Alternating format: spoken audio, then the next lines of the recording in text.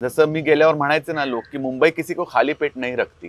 Patience हा acting प्रोफेशनचा फार मोठा फॅक्टर आहे. मला असं वाटतं की acting profession is the most disciplined profession of the world. की सुरुवातीला एक सर्व्हायवल किंवा सुरुवातीला एक एस्टॅब्लिशमेंट आणि मग नाव झाल्यावर मग आपली इमेज काय आहे, आपल्याला चांगलं काम करायचं आहे, चांगले दिग्दर्शक, चांगलं लेखन, चांगलं पात्र, मग तो चॉईस काही वर्षांनी यायला लागतो. आपल्याला काय काम करायचं याच्या बाबतीत एक चांगली विजन प्रशिक्षणामुळेच मिळते.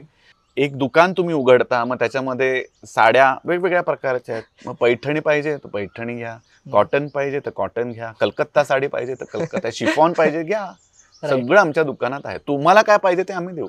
आणि हेच प्रशिक्षणाचं पण महत्व आहे. युट्यूबवर किंवा कुठल्याही ऑनलाईन माध्यमातनं अभिनय शिकला जाणार नाही.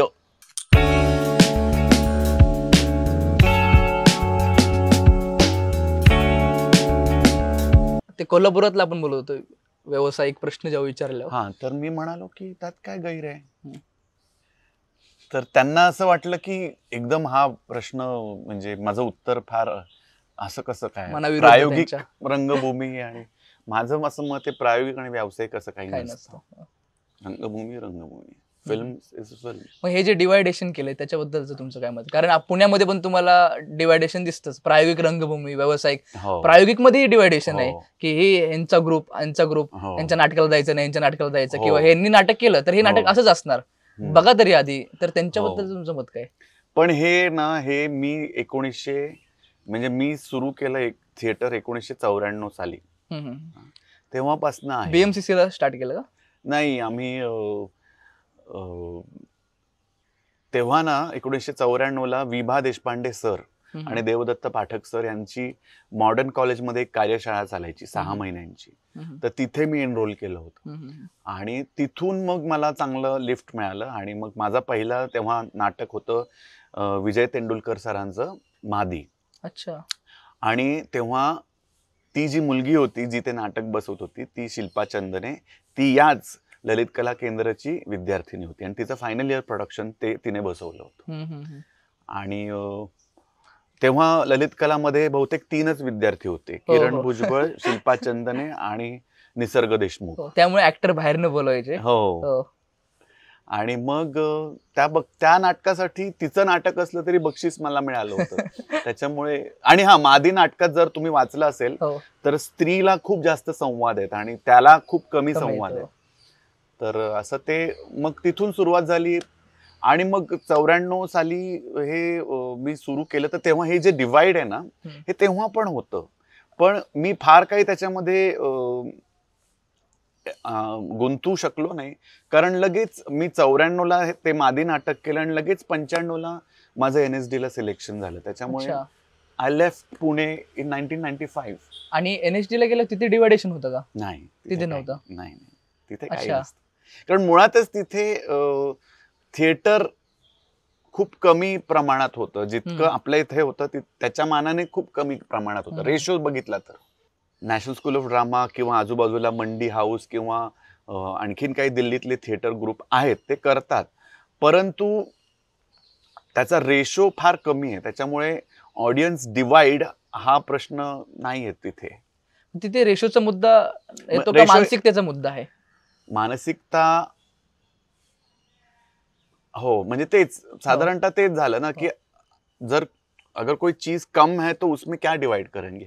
लेकिन यहाँ पे ऐसा नहीं है. यहाँ पे पुण्यात खूप प्रमाणात आणि खूप थिएटर ग्रुप्स खूप आहेत आणि कॉलेजच्या लेवल पासून खूप थिएटर ग्रुप्स आहेत. त्याच्यामुळे तो ऑडियन्स डिवाइड आहे की हा ग्रुप मग यांचा एक प्रेक्षक राखीव असतो किंवा हा ग्रुप मग यांचा एक प्रेक्षक राखीव असतो. त्याला काय लॉजिक आहे हे माझ्यापेक्षा जास्त जी सिनियर मंडळी आहेत त्यांनाच अजून त्याचं कारण गवसलं नाहीये. तर त्याला काही तुमचे काही प्रयत्न वगैरे चालू आहेत का की नाही रे काय वगैरे? म्हणजे आय ट्राईड की आपण जावं दुसऱ्यांच्या नाटकाला, पण मला प्रश्न येतो की माझ्या नाटकांना किती लोक आले त्यापैकी. बरोबर. आणि जेव्हा माझी नाटकं अशी नाटकं जी दिल्ली, लखनौ, कलकत्ता, केरळ अशा महोत्सवांमध्ये सिलेक्ट झाली, त्या माझ्या नाटकातल्या पुण्यातले प्रेक्षक लोक किती आले. बरोबर. तर हा कुठेतरी मी पण त्याच मग ह्याच्यामध्ये झालो ना शेवटी. म्हणजे one time or the other you feel like that. जी गोष्ट आपल्याला करायची नव्हती त्याच गोष्टीकडे गेलो आपण. ते म्हणजे ती अंगीकारावी लागली असं ते झालं कुठेतरी. भयानक आहे. मग आता NSD मध्ये तुम्ही बोलला की NSDचा जो तिथला जे वातावरण आहे किंवा एक कल्चर वेगळं आहे थिएटर करण्याचं, ती संस्था मोठी आहे, सेंट्रल गव्हर्नमेंटची आहे, तर तिथे गेल्यावर जसं तुम्ही ते पुण्यामध्ये नाटक करत होता. हो, नाटक केले पण फार कमी नाटक मी केलं त्यावेळेला. कारण माझं काही असं नव्हतं की मी पुरुषोत्तम गाजवलं आणि राज्य नाट्य स्पर्धेत बक्षीस वगैरे असं काही नव्हतं माझं त्यावेळेला. आणि पण मी कोरिओग्राफी मध्ये होतो, मॅड ऍड्स मध्ये होतो, फॅशन शोज मध्ये काम करायचो, त्याच्यामुळे एक स्टेज कॉन्फिडन्स होता. पण नाटकात असं काही मी काही हे केलं नव्हतं त्यावेळेला. त्याचा फरक काय झाला पडला? कारण आपण मला असं वाटतं it work for me. Good question. की मी फार नाटक न केल्यामुळे माझं NSD ला सिलेक्शन झालं. कारण सिलेक्शन आणि ट्रेनिंगची गरज ज्या व्यक्तीला आहे त्याचंच सिलेक्शन होणं अपेक्षित होतं त्यावेळेला, आणि अजूनही तसंच आहे.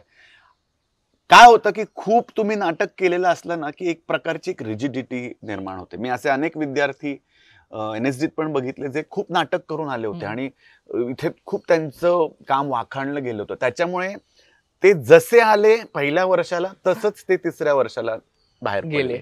ना त्यांच्या अभिनय शैलीत काही फरक, ना त्यांच्या वाचिक अभिनयात काही फरक, ना त्यांच्या काही जाणीवांमध्ये फरक. पण असे अनेक विद्यार्थी आहेत की ज्यांनी खूप कमी थिएटर केलंय, पण त्या 3 वर्षात त्यांनी स्वतःला इतकं ग्रूम केलं, डेव्हलप केलं, ट्रेन केलं.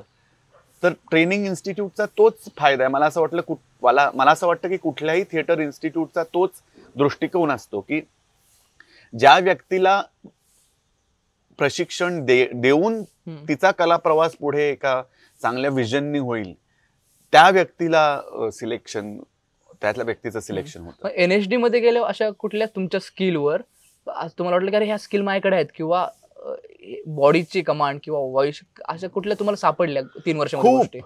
एक तर मी डान्स करायचो, पण मी कसं होतं तेव्हा एक्सपोजर नसल्यामुळे बॉलिवूड डान्स किंवा त्यावेळेला जे काही गाण्यांमध्ये तेवढा डान्स केला होता. पण एक तर बॉडीचा वापर रंगभूमीवर कसा करायचा अभिनयासाठी किंवा एक्सप्रेशनसाठी, ह्याचं ज्ञान मला तिथे जास्त एक्सप्लोर करता आलं. शिवाय इमोशन्सवर कंट्रोल, आवाज तेच आहेत, ते तर मी शिकतच गेलो पहिल्या वर्षात आणि अजूनही शिकतोच आहे, माझं असं मत आहे. तर पण त्याचा एक दृष्टिकोन मिळायला लागला की बॉडी, इंटेलेक्ट, व्हॉइस. मला असं वाटतं की आपण सगळेजण म्हणतो की अभिनेत्याचे 2 इन्स्ट्रुमेंट्स आहेत, शरीर आणि आवाज. पण मला असं वाटतं की तिसरं महत्वाचं इंटेलेक्ट आहे, ते इन्स्ट्रुमेंट आहे, ते म्हणजे इंटेलेक्ट.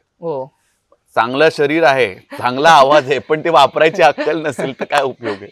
त्याच्यामुळे इंटेलिजन्सचा वापर पण कसा करायचा हे मला तिकडे अभ्यासायला मिळालं. शिवाय वेगवेगळ्या नाटकाच्या शैली, फोक थिएटर काय, classical Indian drama, Greek, Shakespeare, Brecht, त्याच्यानंतर अभिनयाचे वेगवेगळ्या प्रोसेसेस, जसं स्टॅनिस्लॉव्स्की तर आहेच आहे, परंतु मायकल चेकॉव्ह, मेयर होल्ड, माइझनर तर नव्हतं आमच्या वेळेला तेव्हा, पण ह्या 2-3 पद्धतींवर आम्हाला तिथे खूप एक्सप्लोर करायला मिळालं. आता मी पण ललितला शिकतोय, BA केला, तर MA करताना काय काय इझम्सच्या प्रेमात पडतो आपण किंवा टेक्निक्सच्या प्रेमात पडतो. त्यानंतर आपण पुढे जातो, आपली शैली विकसित होते. पण त्या काळात तुम्हाला आठवतंय का की अरे रिअलिझम किंवा दुसरा कुठला इझम, मेयर होल्ड जसं तुम्ही नाव घेतलं स्टॅनिस्लॉव्स्की, की त्या व्यक्तीच्या त्या कन्सेप्टच्या?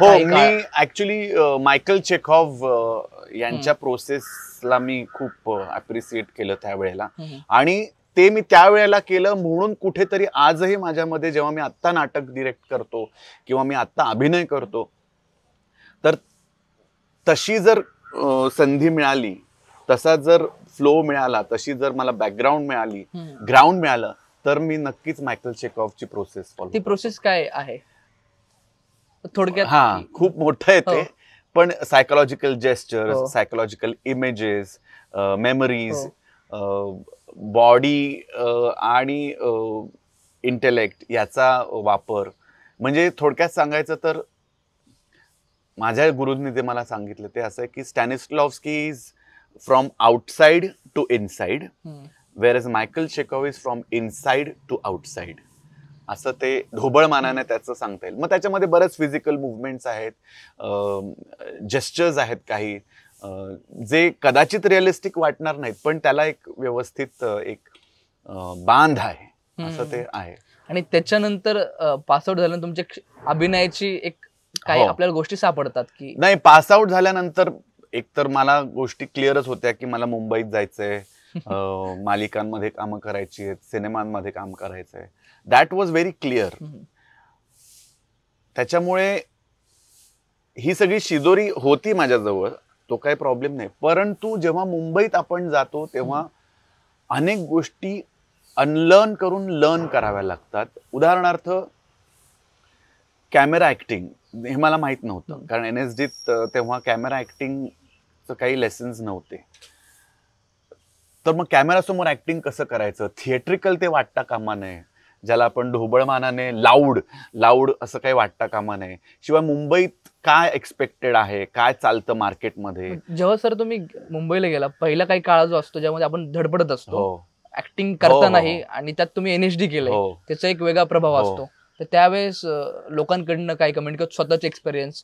तेच झालं ना की नॅशनल स्कूल ऑफ ड्रामा मधून पासआउट झाल्यामुळे मुंबईत जेव्हा मी फोन करायचो तेव्हा 10 पैकी निदान 5 लोक तरी म्हणायचे चलो आइए मिलने के लिए तो आइए. परंतु 5 लोक नाही म्हणायचे, दॅट इज ओके, तो काही हे नाही. पण असं पण व्हायचं की जेव्हा मी काम करायला लागायचो तेव्हा ती नाटकीयता जास्त यायची, थिएट्रिकल. तर माझ्या सुदैवाने मला एक सिरियल खूप वेळानंतर मिळाली, म्हणजे काही इझिली नाही मिळाली. त्याचे दिग्दर्शक होते MK रायना सर. तर MK रायना सरांबरोबरच मी NSDत एक नाटक केलं होतं. त्याच्यामुळे त्यांना ते सगळे चॅलेंजेस माहिती होते की एखादा नाटक अभिनेता जेव्हा कॅमेरासमोर उभा राहतो तेव्हा त्याला काय काय इश्यूजला सामोरं जावं लागतं. आणि ती DD1ला एक सिरियल होती बुलबुल बाग नावाची, काश्मीरच्या ह्याच्यावर होती, बॅकग्राऊंडवर.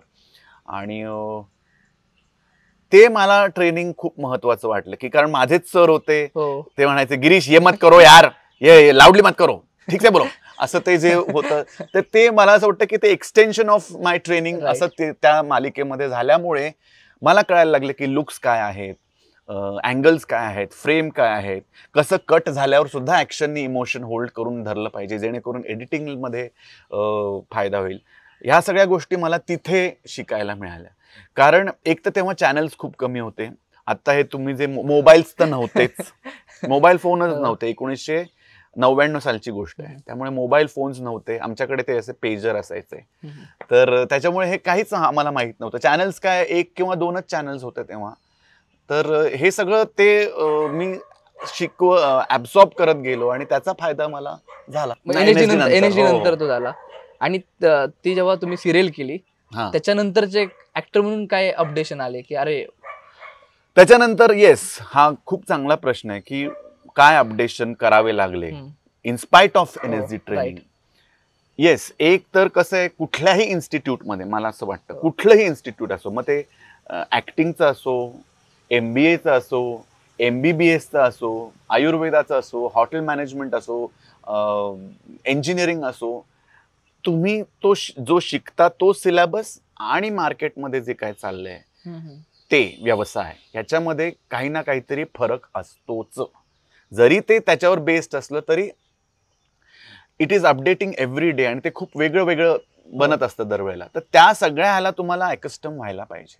त्याच्यामुळे हे मी शिकलो की मुंबईत गेल्यावर जरी मी NSDचा असलो तरी माझे लुक्स कसे मेंटेन करायला पाहिजेत, कसं लोकांशी बोललं पाहिजे, मार्केटिंग कसं केलं पाहिजे, त्याच्यानंतर ऑडिशनला जाताना काय डिमांड्स असतात, कसं आपण ऑडिशनला प्रेझेंट व्हायला पाहिजे, कसं चांगलं दिसायला पाहिजे, कसं आपला वावर व्यावसायिकरित्या चांगला करायला पाहिजे, हे मी त्यावेळेला शिकलो मार्केटमध्ये.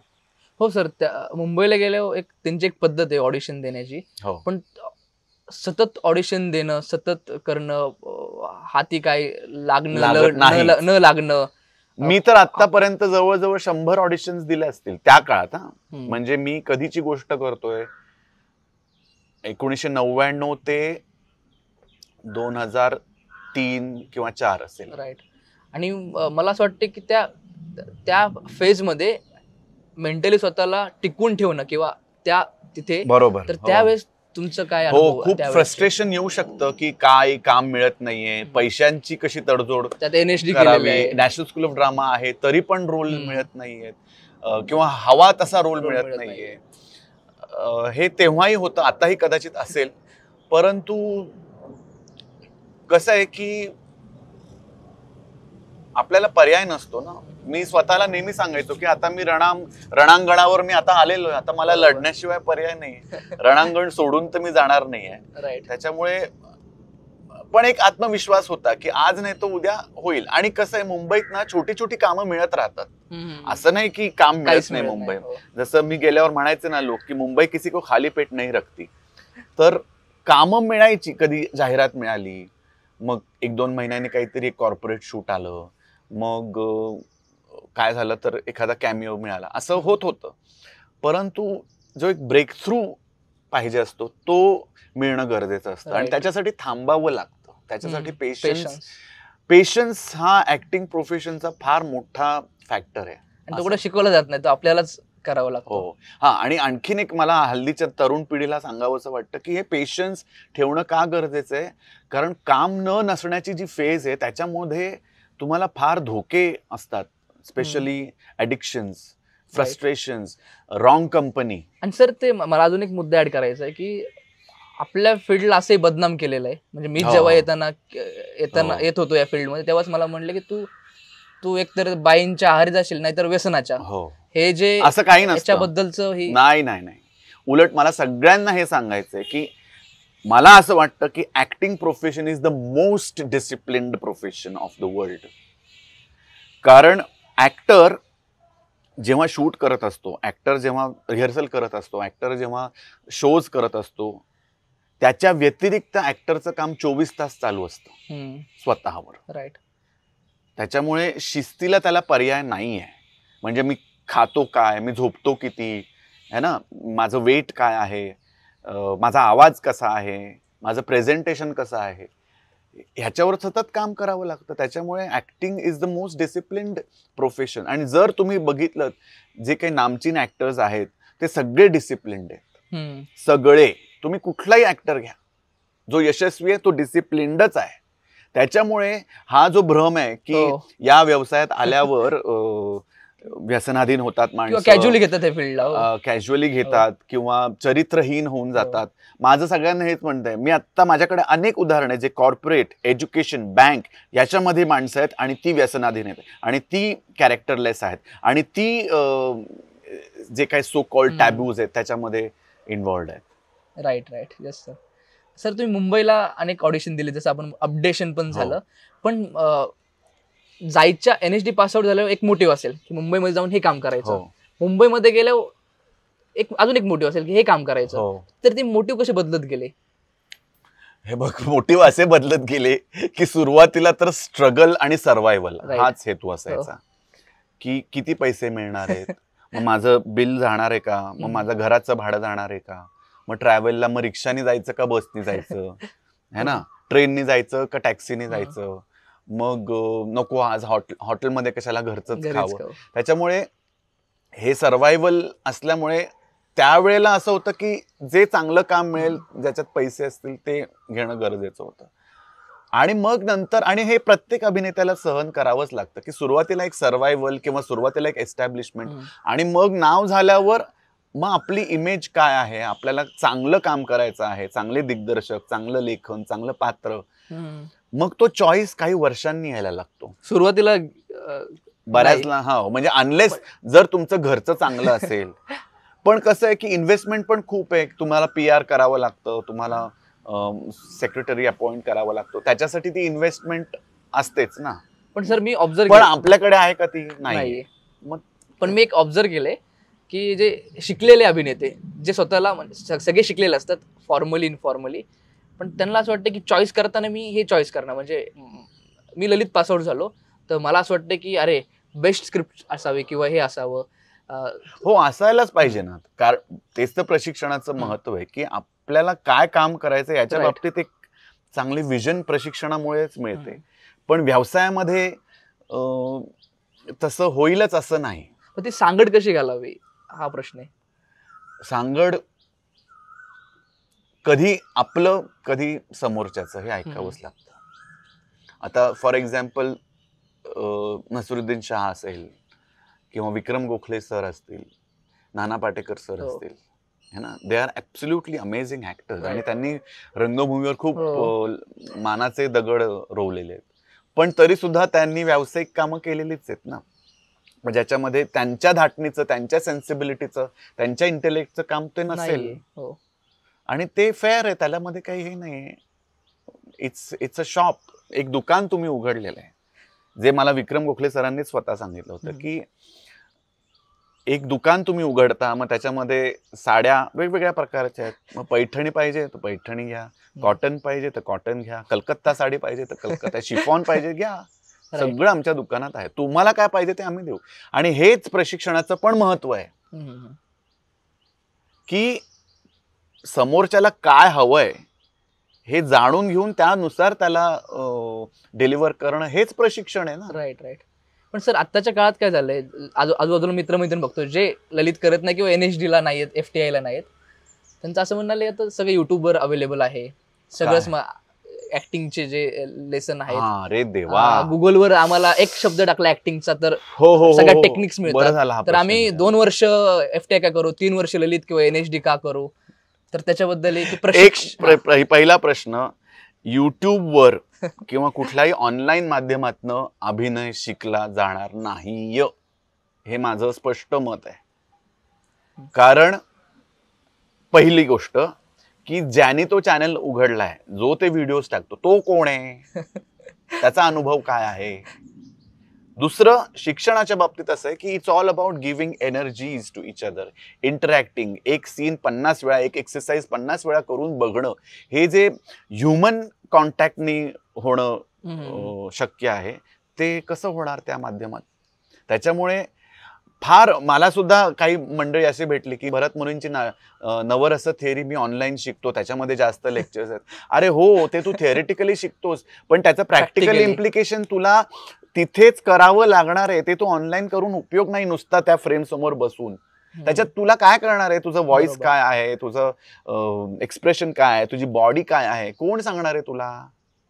त्याच्यामुळे हे ऑनलाईन ऍक्टिंग क्लास प्लीज तुम्ही कोणी निर्माणही करू नका आणि त्याला बळीही पडू नका. तू खूप मूर्खपणाने तो आता खूप कळीचा मुद्दा झाला की अरे यार ऍक्टिंग. पण याला कारण काय माहितीये का, याला कारण रील्स आहे असं मला वाटतं. कारण लोकांना असं वाटतं की रील्स मध्ये ऍक्टिंग करतात. मी नाही म्हणत, म्हणजे नाही करत असं नाही, त्याच्यामध्ये पण काही गोष्टी ऍक्टिंग एलिमेंट्सच्या आहेत. पण व्यावसायिक अभिनेतासाठी मला असं वाटतं की एक लेखक असतो, एक डिरेक्टर असतो, एक सिनेमॅटोग्राफर असतो, एक एडिटर असतो, किंवा रंगमंचावर दिग्दर्शक, लेखक, ब्लॉकिंग, स्टेज वगैरे, आणि त्यांच्या संयुक्त एफर्ट्सनी आपण अभिनय सतत करत असतो. अजून एक प्रश्न आहे, तर त्याच्यामुळे रील्स मध्ये कसं आहे की yes script, yes editing, yes cinema, but that is not somebody who has written that script, somebody who wants to say something. थोडंसं प्रमाणात ते आहे, बट दॅट इज नॉट व्यावसायिक वर्क असं मला वाटतं. सर रील्सनी चांगले ऍक्टर मारले का, निर्माण होणार आहे? गुड. मला असं वाटतं की काही प्रमाणात झालंय तसं, की रील्समुळे काय झालंय की एक तर त्या रील्सचे व्ह्यूज आणि लाईक्स आणि त्याची लोकप्रियता याच्यामुळे काही चांगल्या अभिनेत्यांची कामं गेलीत, हे खरं आहे. परंतु हा पण एक फेज आहे. जसं आम्ही 2007 किंवा 8 साली पहिल्यांदा काय आलं होतं, ऑर्कुट आलं होतं. तुम्ही कदाचित आठवत नसेल तेव्हा ते ऑर्कुटची क्रेज होती. मग नंतर ऑर्कुट नंतर आलं फेसबुक, मग फेसबुक नंतर आता इंस्टाग्राम वगैरे. तर ही एक फेज आहे, ह्याच्यातनं we need to kind of wait and be patient. पण असंही असलं तरी सुद्धा असेही काही फिल्म मेकर्स आहेत, असेही काही नाट्य दिग्दर्शक आहेत जे रील्सच्या लोकप्रियतेला बळी पडत नाही. असंही आहे, नाही असं नाहीये. आणि मला असं वाटतं की रील्स मधनं काही लोक पैसे कमवतात, ओके, चांगली गोष्ट आहे त्यांच्यासाठी, पण ते किती लॉंग लास्टिंग आहे हा प्रत्येकाने विचार करायला पाहिजे. किती वर्ष ते चालणार आहे. राईट. अनदर 4 years 5 years असं आहे. Yes sir. सर, आपल्या ऍक्टिंगच्या जर्नीमध्ये किंवा जीवनाच्या जर्नीमध्ये अनेक आपण लोकांशी भेटत असतो. काही लोकांचा प्रभाव पडत असतो. विक्रम गोखले सरांचं, MK रायनांचं नाव घेतलं तर असे व्यक्ती तुम्हाला वाटतं की हे माझ्या आयुष्यात आले नसते किंवा हे आल्यामुळे ही वेगळी दृष्टी मला मिळाली, हे नसते तर आता मी वेगळा असतो, तर त्या व्यक्तींचा काय अनुभव किंवा ते व्यक्ती कोण होते? माझे म्हणजे ज्यांच्याकडे मी पहिल्यांदा प्रशिक्षण घेतलं ते विभा देशपांडे सर. फार कमी, आणि मी तेव्हा खूप लहान होतो, सेकंड इयर BCom मध्ये होतो, त्याच्यामुळे फार कमी, पण सुरुवात तिथून झाली. मग नंतर ऑफकोर्स मी म्हटल्याप्रमाणे लगेचच मी NSD ला गेलो. मग कीर्ती जैन म्हणून आमच्या टीचर होत्या, निर्देशिका होत्या. त्याच्यानंतर अनुराधा कपूर, त्यांच्यामुळे एक नवीन दृष्टी मिळाली. प्रसन्ना सर, त्यांच्यामुळे एक दृष्टी मिळाली. MK रायना तर आहेच आहेत, MK रायना सर आहेत, सुरेश शेट्टी सर आहेत. त्याच्यानंतर निभा जोशी म्हणून आमच्या शिक्षिका होत्या, त्यांच्यामुळे मला खूप हे मिळालं. आणखीन एका स्त्रीचा मला उल्लेख करावा लागेल, ज्यांच्याबरोबर काम करताना मला एक मिनिंगफुल काम कॅमेरासमोर कसं करायचं याचा अनुभव मिळाला. तो म्हणजे आमच्या NSDच्याच सिनियर आहेत कविता चौधरी, ज्यांचं आत्ताच निधन झालं. त्यांची एक मालिका खूप लोकप्रिय झाली होती मी लहान असताना, उडान नावाची. तर त्यांच्याच मालिकेत मी 2002 साली युअर ऑनर नावाच्या मालिकेत मी काम केलं.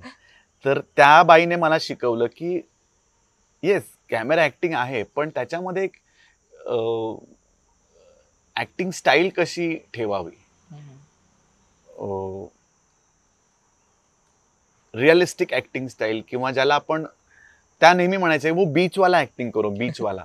तर मला बीचवाला काही कळायचंच नाही. मग त्यांनी मला एकदा समजावून सांगितलं की थोडंसं लाऊड, मग त्याच्यानंतर थोडंसं एकदम रिअलिस्टिक, आणि मग बीचवाला. असं ते बीचवाला थिअरिटिकली कळलं, पण ते एक्झिक्यूट कसं करायचं, तर मग ते त्यांच्याकडनं प्रोसेस, ड्युरिंग द प्रोसेस मी शिकत गेलो. त्याच्यानंतर आणखीन असे अनेक लोक आहेत ज्यांच्याकडनं मी शिकलो. चेतन दातार, त्याचं नाव मला घ्यावं लागेल, कारण मी माझ्या आयुष्यातला पहिला सोलो परफॉर्मन्स थिएटर मधला तो चेतन बरोबर केला होता. 2001 का 2 साली त्यांनी डिरेक्ट केला. हो, म्हणजे मंटोची एक गोष्ट आहे, ठंडा गोष्ट, त्याच्यामध्ये खूप सेक्स अँड व्हायलन्स आहे. तो माझा सोलो परफॉर्मन्स होता, आणि मी त्या दोन्ही म्हणजे पुरुष आणि स्त्री या दोघांचं त्याच्यामध्ये अभिनय करत असे. आणि त्या सोलो करणं हे माझ्यासाठी एक वॉल ब्रेकिंग असल्यामुळे ते मी शिकलो. त्यावेळेस चॅलेंजेस काय होते, कारण सोलो करणं म्हणजे एक तो वेगळाच, खूप ऍक्टिंगची ती वेगळी स्किल आहे. त्यावेळेसचे काय चॅलेंजेस होते सोलोसाठीचे? एक तर पाठांतर, पहिली गोष्ट, कारण ते 13-15 पानाचं स्क्रिप्ट होतं. आणि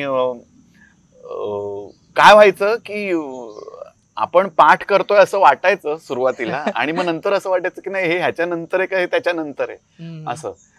आणि मग हळूहळू मी शिकत गेलो की असं आपल्याला वाटतं की आपल्याला पाठ झालं नसलं तरी ते फार वेगवेगळे स्ट्रगल्स येतात की काय करायचं, मग मुवमेंट कसं करायचंय. आणखीन त्याच्यामध्ये असं दिलं होतं चेतनने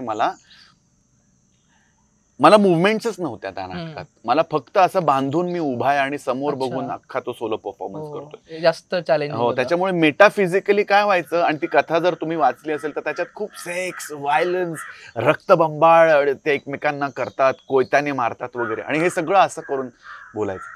तर ते मेटाफिजिकली मला खूप त्रासदायक व्हायला लागलं की इमोशन्स येत आहेत, एनर्जीज येते, but you are not letting it out, it's just getting inside. त्याच्यामुळे मला प्रयोगानंतर खूप त्रास व्हायचा ते करायला. राईट. ह्यालाच धरून एक प्रश्न आहे की प्रोफेशनल ऍक्टर किंवा ऍक्टर जे चांगले ऍक्टर आहेत ते म्हणतात की स्विच इन स्विच आउट करा, हे जमलं पाहिजे माणसाला, हे ऍक्टरला जमलं पाहिजे, स्विच ऑफ स्विच ऑन. पण ते शरीर आहे, तो त्याच्या कल्पना वापरत असतो, इमोशन्सशी डील होत असतो, काहीतरी परिणाम पडत असेल ना ऍक्टरवर ती स्टोरी करताना. नाही म्हणजे ते डिटॅचमेंट डिटॅचमेंट बद्दल परिणाम होतोच.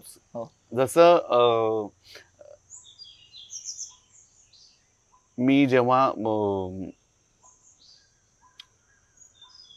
चे गेवाराचा रोल केला होता एका नाटकात मी, तर चे गेवाराचा रोल फार अवघड रोल, कारण ते स्पॅनिश बोलणं, तो स्पॅनिश ॲक्सेंट अंगीकारणं, आणि त्याच्यामध्ये पण खूप व्हायलन्स होता, कारण चे गेवाराला खूप शेवटी अमेरिकेने कसं काय टॉर्चर केलं होतं, ते टॉर्चर सीन्स होते.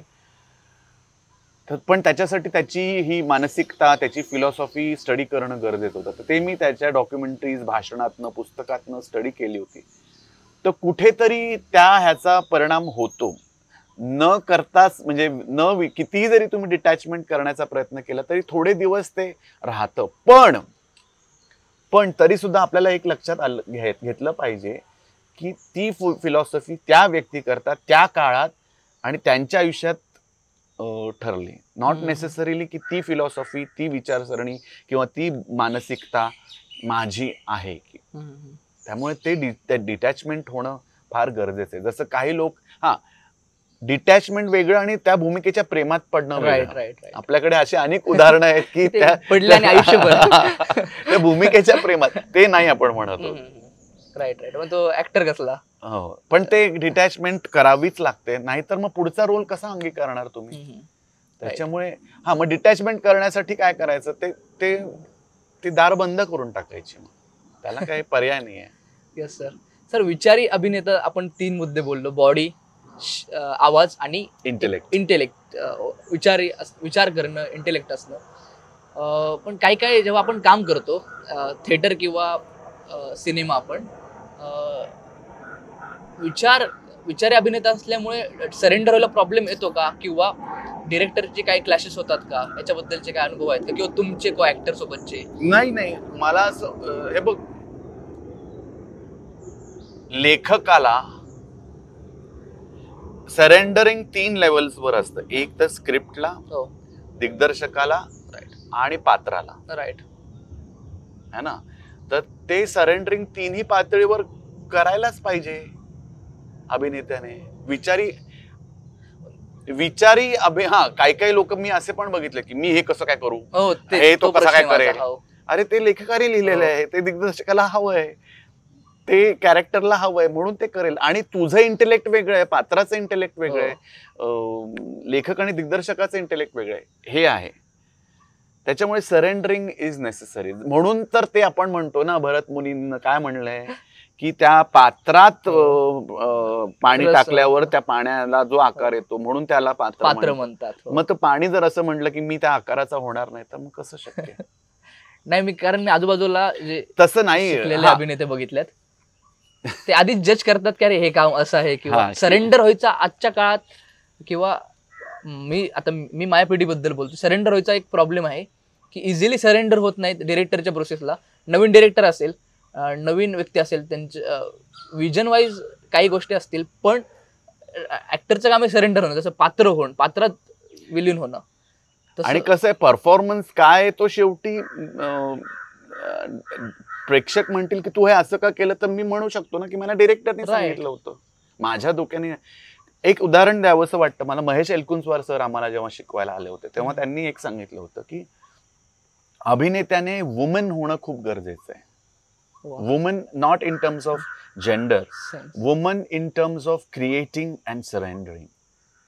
आणि महेश एलकुंचवार सरांनी एका अशा अभिनेत्याचं नाव घेतलं होतं जो ह्या सगळ्या क्रायटेरियाला यशस्वी करतो. तो म्हणजे, you will be surprise, Amrish Puri. त्यांनी अमरीश पुरी सरांचं नाव घेतलं होतं की ते म्हणाले होते की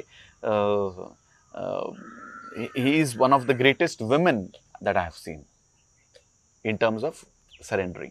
ते तुमच्या म्युच्युअल ट्युनिंग वर पण असतं की प्रदीप वैद्य यांना समजा मला काही प्रश्न विचारायचा तर मी त्याला काम विचारायचो, पण हे असं कसं करायचं किंवा हे कसं होईल. Then it is director's job to convince the actor, नाही हे बरोबर असं अपेक्षित आहे किंवा असं. तर ते आहे. Right. So it is also mutual. जर एखाद्या अभिनेत्याला काही ब्लॉकेजेस असतील अबाउट सरेंडरिंग, तर ते कसे क्लीन करणं हे तितकंच दिग्दर्शकाचं पण स्किल आहे. Right right. असं आहे ते कुठेतरी म्युच्युअल आहे. Yes sir. असं मला वाटतं. सर तुम्ही आता खोळी कवाड्याचा उल्लेख केला किंवा तुम्ही अनेक नाटकं केलेले आहेत, तर ते करतानाचं काय का करतोय हे जे प्रश्न असतात की ही स्क्रिप्ट का करावी, हे नाटक का करावं, तर कुठल्या बेसिसवर तुम्ही ती कामं निवडता? म्हणजे मी करत असताना का ऍक्टर म्हणून काम करत असताना? ऍक्टर म्हणून काम करत असताना ऑफकोर्स एक तर हेच आहे की मला ह्याच्यात नवीन काय एक्सप्लोर करायला मिळेल माझ्याबाबत आणि एकूणच एक्सप्रेशन बाबत. तेवढंच एक आहे की चॅलेंजिंग नवीन काय मी एक्सप्लोर करू शकतो ह्याच्यामध्ये, एवढंच. आणि स्वतः डिरेक्ट करत असताना? हा, डिरेक्ट करत असताना ती प्रोसेस अर्थात स्क्रिप्ट वाचनापासून सुरू होते की हे नाटक मी का करतोय आणि ह्याच्यात मला का अपील होतंय, त्याचा मतितार्थ काय आहे, त्याचा एसेन्स काय आहे, हे एक आहे. आणि मग त्या कॉन्सेप्टशी जेव्हा रिलेशन निर्माण होतं तेव्हा मग ते डेव्हलप व्हायला लागतं की हे असं करू, हे तसं करू, ते तसं करू, ते तसं करू. मग ते स्क्रिप्टची वाचनं सारखं करणं असतं. मग त्याच्यामुळे त्याच्या वाचनामध्येच हळूहळू काही व्हिज्युअल्स निर्माण व्हायला लागतात. ते काही स्पष्ट असतात, काही अस्पष्ट असतात, है ना, आणि काही फेल्युअर असतात. That is okay. फेल्युअर काही प्रोसेसमध्ये होणं काही गैर नाही. तर मग ते अभिनेत्यांकडनं करून घेणं किंवा सेट्स किंवा लाईट्समध्ये ते करून घेणं, ते व्हिज्युअलाइज करणं. मग ह्याच्यामध्ये काही गोष्टी फेल होतात, दॅट इज ओके. आणि मग शेवटी आपण त्या आपल्या एक्सप्रेशनला धरून सगळं साध्य करतोय की नाही एवढंच आहे. म्हणून माझी नाटकं जी असतात ना, जी संहिता लिहिलेली आहे तशी कधीच माझी नाटकं नसतात.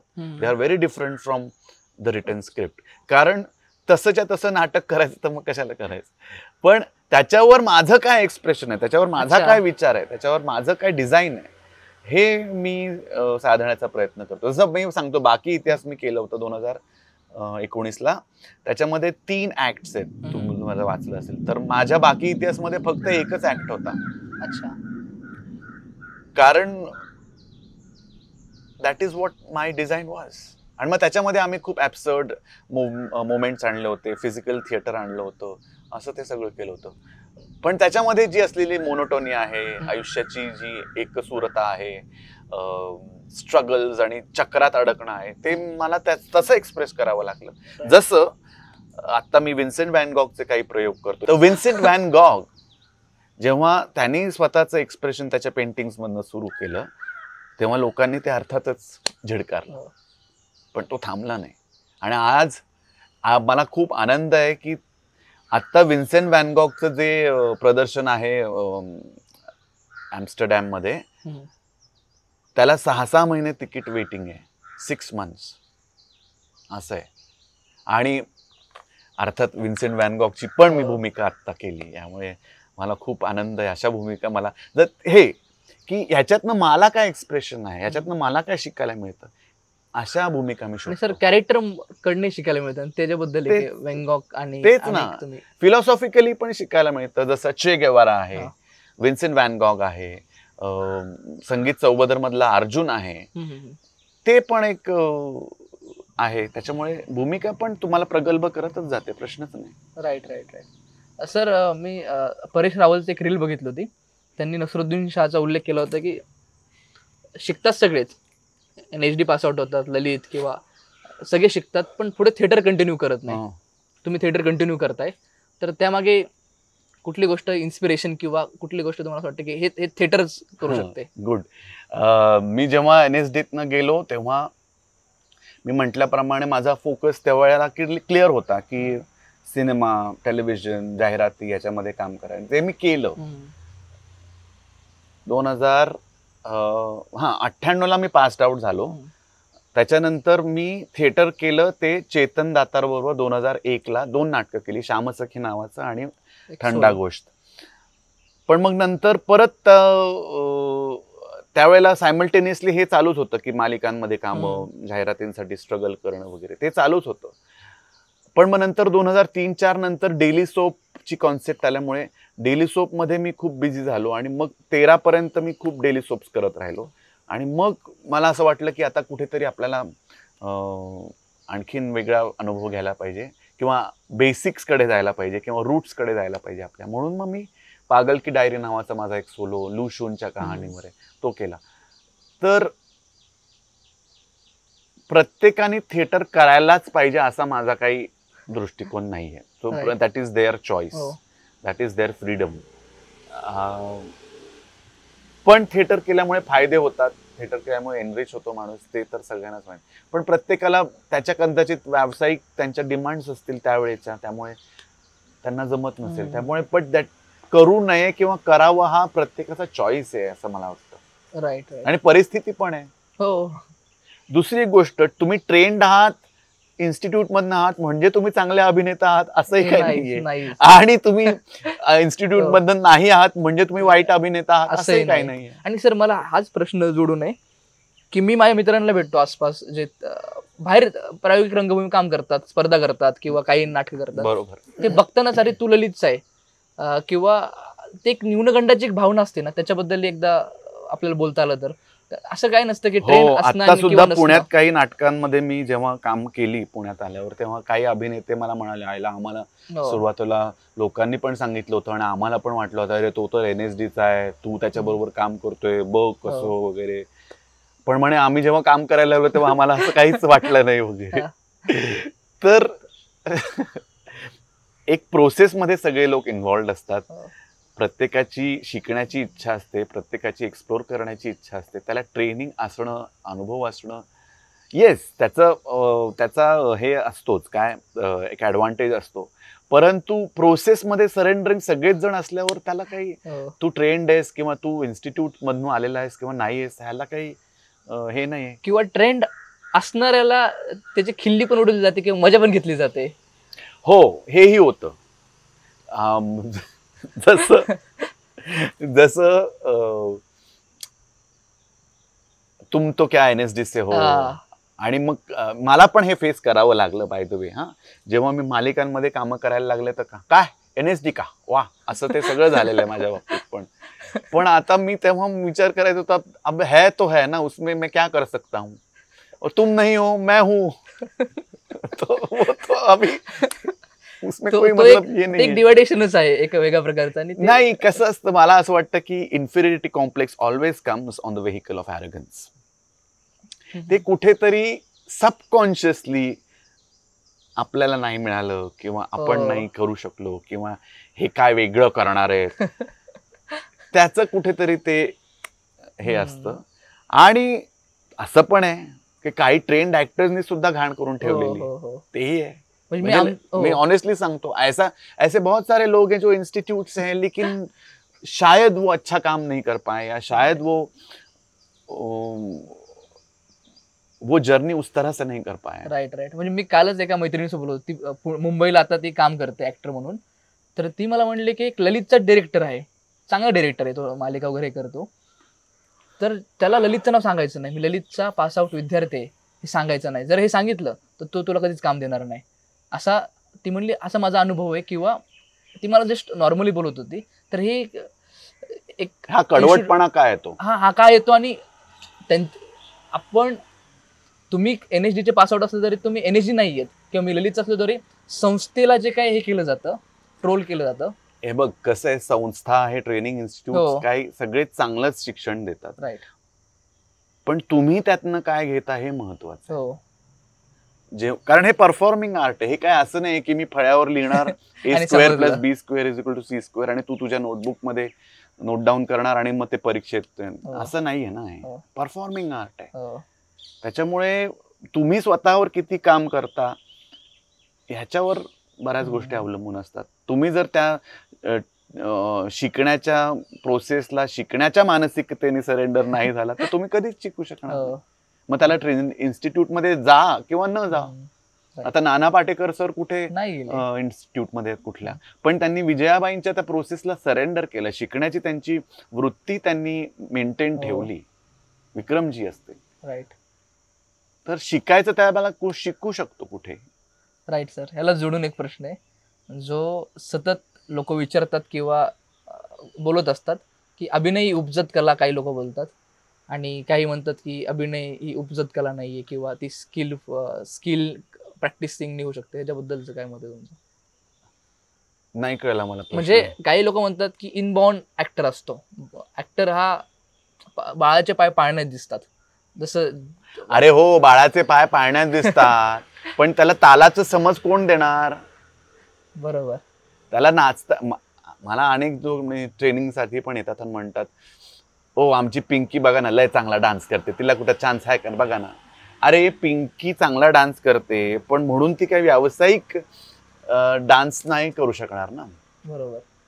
ती व्यावसायिक डान्सर केव्हा होईल, जेव्हा ती 4 कोरिओग्राफर्स डिरेक्शन समजून, त्यांच्या मुवमेंट समजून, त्यांचा ताल समजून, त्यांचं गाणं समजून त्यांना ते डिलिव्हर करेल. That will make her a professional dancer, and that's where the training comes in. बरोबर बरोबर.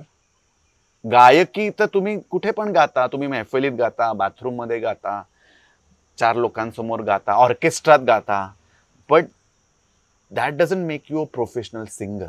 जेव्हा एखादा नवीन गीतकार, नवीन संगीतकार त्याचं गाणं तुमच्याकडनं गाववून घेतो आणि ते तुम्ही त्याला हवं, त्याला पाहिजे तसं गाता, तेव्हा तुम्ही व्यावसायिक गायक होता.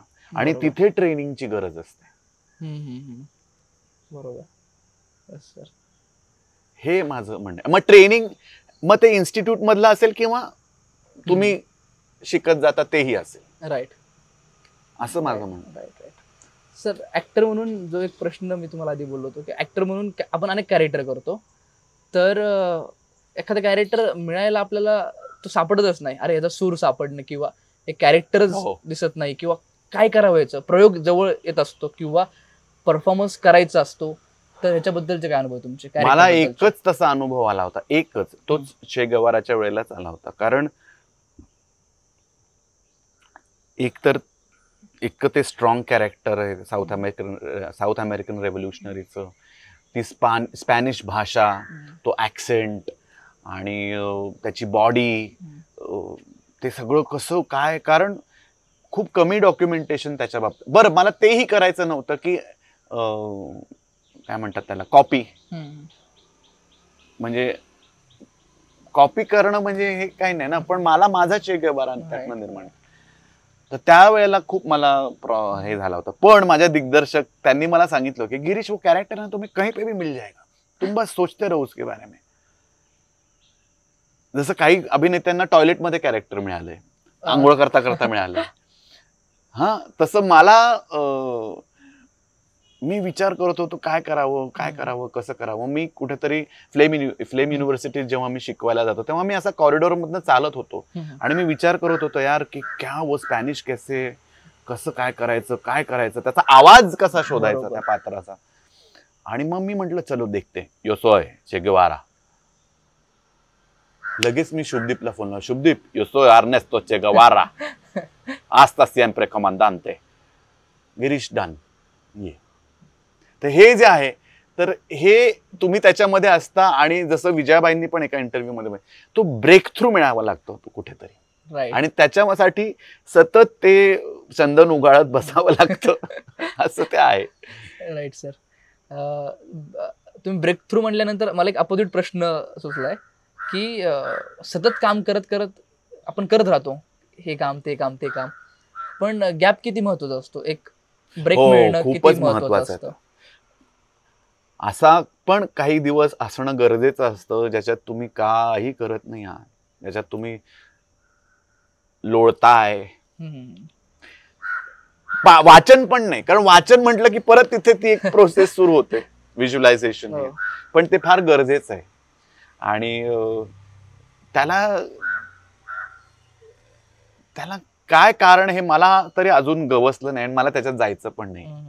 Because I am not a psychologist, I am just an actor. त्याच्यामुळे ते गरजेचं आहे मात्र नक्की. ज्याच्यामध्ये मी सध्या आहे की असं काही होतं की यार छोड दो यार, बस करो, सिंपल रहने दो, कुछ मत सोचो, बस. बरोबर.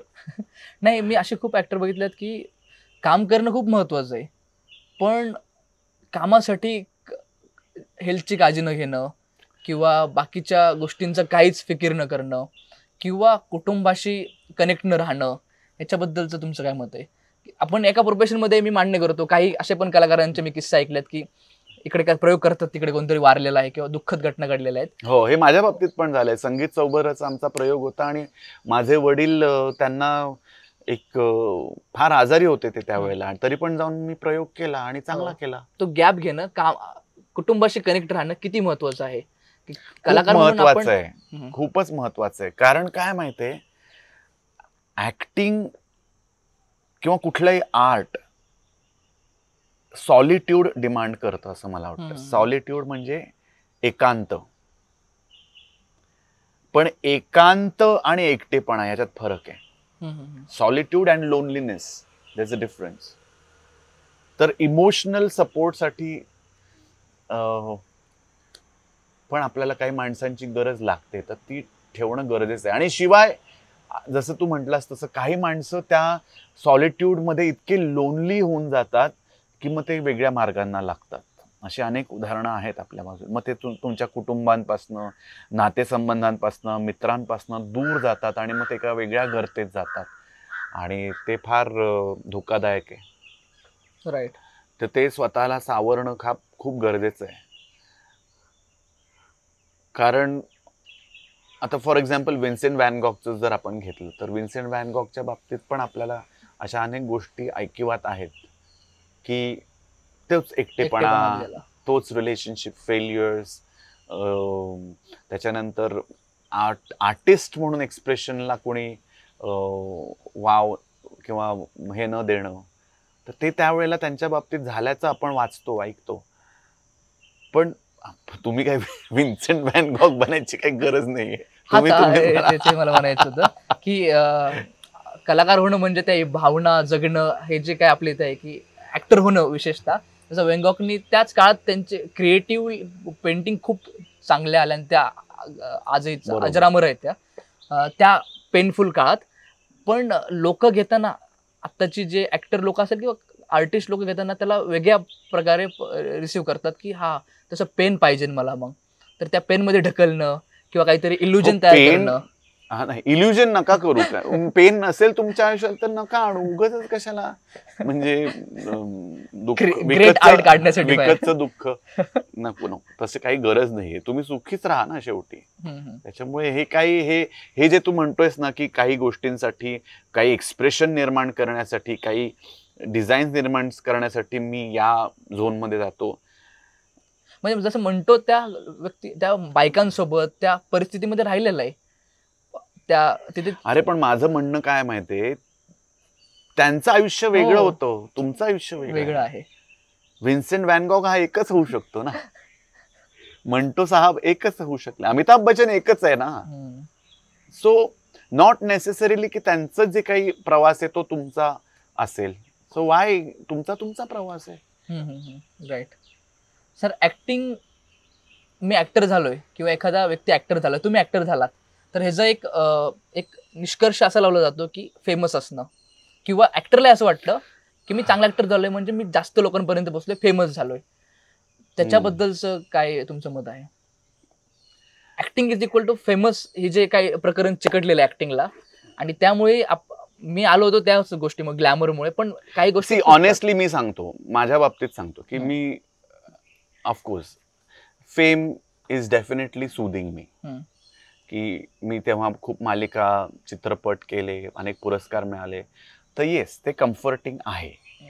परंतु मला नंतर असं लक्षात आलं की हे इल्युजन आहे सगळं, आणि म्हणून मग मी मालिका करणं बंद केलं, सिनेमा करणं बंद केलं. आणि कुठल्या फेजला लक्षात आलं की हे इल्युजन आहे? असं काहीतरी इन्सिडेंट घडला असेल किंवा काहीतरी गोष्टी घडल्या? नाही, असं काही घडलं असं नाही पर्टिक्युलरली. ते ओव्हर द इयर्स कळायला लागलं की ठीक आहे, आता एवढं करून आपण हे करतोय, तर येस, तुम्हाला जर त्या पद्धतीची कामं पुढे मिळत गेली की समजा मालिकांमधनं तुम्ही चांगले सिनेमे केले, चांगल्या सिनेमांमधनं तुम्ही काही आंतरराष्ट्रीय सिनेमे केले, आणि मग वेब सिरीज चांगल्या केल्या ज्याच्यातनं तुमचं एक करिअर ग्राफ म्हणून डेव्हलप, तर तेही आहेच आहे. पण तो पाथ मी निवडला नाही. मला ज्याच्यात एक क्रिएटिव्ह सॅटिस्फॅक्शन मिळतं ते म्हणजे ट्रेनिंग आणि नाटक, ते मी निवडलं. आणि ग्रेसफुली, मला काही मालिकांमध्ये कामं मिळत नाहीत म्हणून मी इकडे, असं काही नाही आहे. अजूनही मला मालिकांसाठी विचारणा होते, परंतु मला ज्याच्यात आनंद मिळतो, फेमचा आनंद मी त्यावेळेला घेतला. मी असं नाही म्हणत की नाही घेतला, आनंदच आहे सगळं. कुणाला नकोय फेम, सगळ्यांना हवी. त्याच्यामुळे ते मी घेतलं. त्याच्यामुळे मी असं म्हणणार नाही की अभिनेत्यांनी लोकप्रिय नसावं किंवा अभिनेत्यांनी लोकप्रियतेकडे दुर्लक्ष करावं असं मी म्हणत नाही, पण त्याचं प्रमाण किती ठेवावं, ते किती असावं, कारण शेवटी परफॉर्मिंग आर्ट ऑडियन्स शिवाय कसं होणार. हो. पण त्याच्या अधीन होऊन फेमसाठी काही पण करणं हे नाही. पण तू जर म्हणशील की लोकप्रियता आणि अभिनेता यांचं सांगड आहे, सांगड काही लोक घालतात की अच्छा मला आता कळलं की जसे अनेक आपले अभिनेते मित्र आहेत, हा तू ऍक्टर आहे, कशात होता रे तू, हे जे आहे ना, तर हे फेस करावं लागतं, त्याला काही पर्याय नाही. तर तुम्ही आमचं काम नाही बघत, त्याला मी काय करू शकतो, असं पण आहे. मला अजूनही काही लोक म्हणतात तुम्ही सिरियल मध्ये आहे ना, कोणती सिरियल होती तुमची, आता म्हणजे मीच सिरियल करायची, मीच त्याला बायोडेटा घेऊन, असं पण आहे. तर ते त्याला काही पर्याय नाहीये. म्हणजे राणी मुखर्जीला पण असं झालेलं आहे की लोक सेल्फी काढतात, आपका नाम, असं ते आहे. त्यामुळे it has no choice. But yes, fame असावी ऑफकोर्स. मी फेम डिनाय करणं म्हणजे मूर्खपणा झाला, कारण मी फेमस आहे, अनेक पुरस्कार मिळाले मालिकांमध्ये, त्याच्यामुळे मी त्या गोष्टीला का डिनाय करू. Yes, it's a good thing. Right. तर पुरस्कारांचं कधी ओझं होतं का, म्हणजे पुरस्कार मिळणं किंवा नामांकन जरी मिळालं, ते कॉम्पिटिशन होऊन जाते न कळत. नाही, ते फार मनावर घ्यायचं नाही. ऑफकोर्स पुरस्कार मिळाला तर चांगलीच गोष्ट आहे, चांगलंच वाटतं, पण नाही मिळाला तरी त्याच्यामुळे काही होत नाही. जसं मला महाराष्ट्र राज्य स्टेट साठी बेस्ट ऍक्टरचं नॉमिनेशन होतं, पण तिथे मला नाही मिळालं. पण त्याच वर्षी माझं गोवा स्टेट ऍक्टर साठी नॉमिनेशन होतं, तिथे मिळालं, झी गौरव मिळाला. मटा सन्मानसाठी नॉमिनेशन होतं, पण पुरस्कार नाही मिळाला. पण ठीक आहे, ते काही पुरस्कारामुळे काही ऍक्टिंग करिअर आणि ऍक्टिंग जर्नी काही पुढे किंवा मागे जाते असं काही माझं मत नाही आहे. Yes, it is just a bonus तुम्ही सोशल मीडियावर टाकायला वगैरे. आमच्या वेळेला तर सोशल मीडिया पण नव्हता, त्याच्यामुळे माझी बरीचशी कामं नाहीच आहेत सोशल मीडियावर. तो एक ड्रॉबॅक होता का काय? नाही यार, ड्रॉबॅक काय करणार आता. पूर्वी पोस्ट आणि तारा होत्या, आता ईमेल करतो, त्याला काय म्हणजे आपण म्हणजे मी काय त्याच्या बाबतीत खंत दुःख माझं काही नाही आहे तसं. येस सर, तुम्ही आता टीचिंगही करता किंवा तुमचे स्वतःचे क्लासेस आहेत, तर ऍक्टिंग मध्ये खरंच करिअर आहे का, असा लोकांचा प्रश्न होता ह्या आपल्या ऑडियन्सचा. हे तुम्ही मला विचारताय. मी 30 वर्ष ऍक्टिंग करिअर काम केल्यानंतर ऑब्व्हियसली मी होच म्हणणार, करायला पाहिजे. परंतु अभिनेता म्हणून जेव्हा तुम्ही व्यवसाय अंगीकारता तेव्हा त्याचे काही चॅलेंजेस आहेत, त्याच्या काही डिमांड्स आहेत चांगल्या, त्या तुम्ही फुलफिल करायलाच लागतात.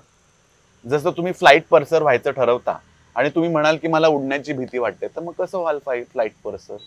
फ्लाईट पर्सरच्या प्रोफेशनमध्ये सुद्धा किंवा एअर हॉस्टेसच्या प्रोफेशनमध्ये सुद्धा प्रवास, झोपेची हेळसांड, जेवण खाण्याची हेळसांड, टाइम शेड्यूलची हेळसांड आहेच आहे ना. मग ते सिक्युअर म्हणून ठीक आहे, पण सिक्युरिटी तुम्ही पण. आणि आता तर का नाही करायचं, कारण आम्ही जेव्हा सुरू केलं तेव्हा एकच चॅनल, 2च चॅनल असं काहीतरी होतं. आता इतके प्लॅटफॉर्म्स आहेत, वेब सिरीज आहेत, चॅनल्स इतके आहेत, फिल्म्स इतक्या बनत आहेत, कॉर्पोरेट फिल्म्स आहेत, जाहिरात आहेत, शॉर्ट फिल्म्स आहेत, OTT आहे. त्याच्यामुळे आता तर खूप पीक आहे. हो, त्याच्यामुळे करायलाच पाहिजे. आणि सर मुलींसाठी काय, कारण आपले तर ते डिवायडेशन आधीपासूनच आहे मुलींबद्दलचं, की मुलीने हे प्रोफेशन निवडणं ऍक्टिंगचं, त्यात अनेक गोष्टी तिच्यासोबत. मग मुलींनी कुठलं प्रोफेशन निवडायला पाहिजे ते सांगा, ज्याच्यात तिला रिस्क नाहीये. नाही, खरंच मला विचारायचंय. आता मॉलेस्टेशनच्या गोष्टी काय आपण फक्त ऍक्टिंगच्या बाबतीत नाही ऐकवत, कॉर्पोरेट्स मध्ये किती ऐकलंय, हा ते MPSC UPSC मध्ये किती ऐकलंय, बँकेत किती ऐकलंय विमेन मॉलेस्टेशन, ऍक्टिंग मध्ये किती ऐकलंय. त्याच्यामुळे हा जो एक टॅबू आहे ना, हा जो दृष्टिकोन आहे, ह्याची मला भयंकर चीड आहे की स्त्रियांनी या व्यवसायात वगैरे अजूनही आहे. मला आश्चर्यच वाटतंय. असं काही नाहीये.